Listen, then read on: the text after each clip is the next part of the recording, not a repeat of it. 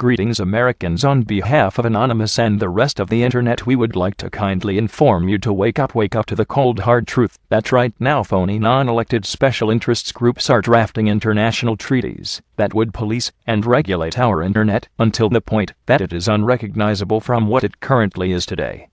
All in the name of so-called piracy and to protecting the poor little music artists, despite the very crippling policies. Bigging props today would hurt an artist 1,000 times worse than a mere pirate looking for free music ever could.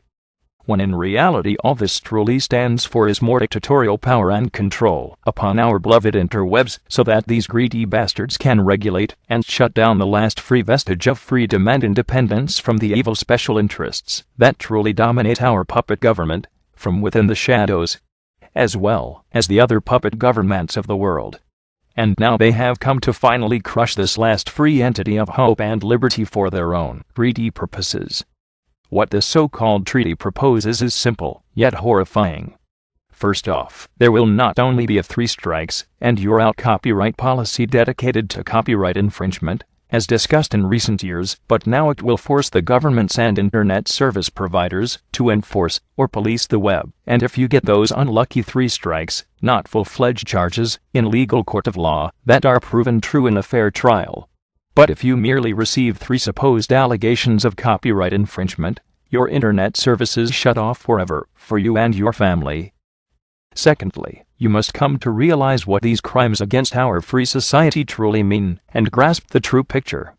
In order for this system of totalitarian law to be in effect online, ISPs would need to regulate and enforce the monitoring and taking down of all alleged copyrighted material, and with the mass amount of data uploaded to sites like Flickr, YouTube, Facebook, etc., this would be all but impossible.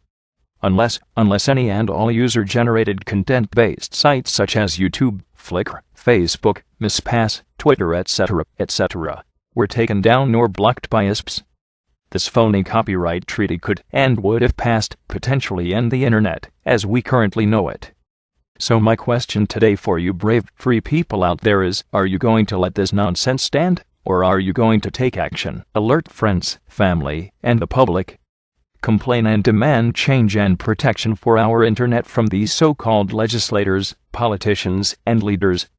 Stand up for our freedom, liberty, and most importantly, stand up to save our internet.